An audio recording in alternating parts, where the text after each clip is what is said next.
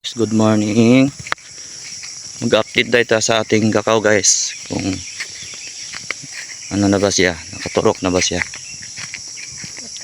Yan ang nursery ko guys, mini nursery. Ano guys, ito na yung akong seedling guys na pila ka days pa lang. Yan na guys, oh.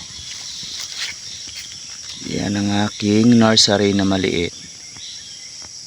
Medyo malaki-laki na yung turok guys. Yan. Ito na yung nursery ko na maliit. Yan guys. Medyo dagko-dagko na siya guys. Oh. Okay ang ano guys, yung turok niya. Tagsa lang, hindi nakaturok. Pero baka magturok pa na siya. Ulahi lang. Yan na yung akong mini nursery guys.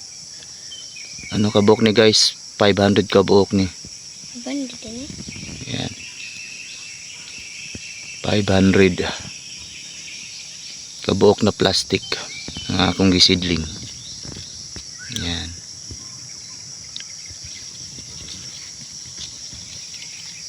Yung iba guys, yung hindi pa kayo nakaturok oh. Isidling na ko na guys bago magpasko. Pila ka days na kaya. Yan. Kailangan magsidling kayo guys. Inyong balatan yung liso ng kakao. Kay kung hindi nyo balatan, kauno ng lamigas kasi tamis ang liso. Balatan tapos ibabad sa tubig yung binalatan niyo. Kailangan makita yung mata niya turok bago nyo i-stay seedling guys. Ito na siya guys.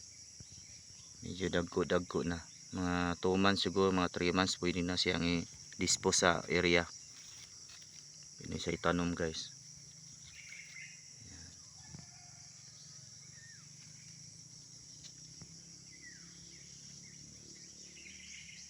Mga ka-farmers, ito na yung akong seedling mga ka-farmers.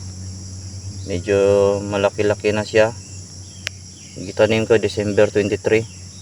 Kaya karon mga farmers, January 10 na siya. Ito na yung tubo niya. Ang bilis. Medyo dagdag-dagko na siya. Hapit na sa mga itatanimay. Mga 3 months siguro mga farmers. Ito na yung itatanim. Yun na.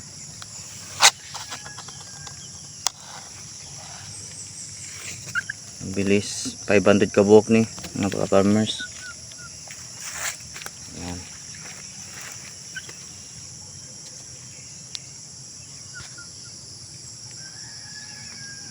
Mga dagko na.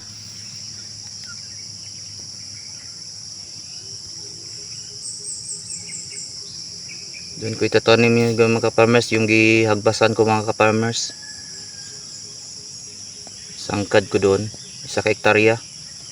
Iwan ko kung tama na yung 500 kay lagyoon ko mga ka-farmers kay sari-sari itatanim ko doon. Kaya update ko kayo doon sa area mga ka-farmers. Pakita ko yung hinagbasan ko doon mamaya. Punta tayo mamaya doon. Doon ko sa itatanim to. Ay dito lang mga ka-farmers.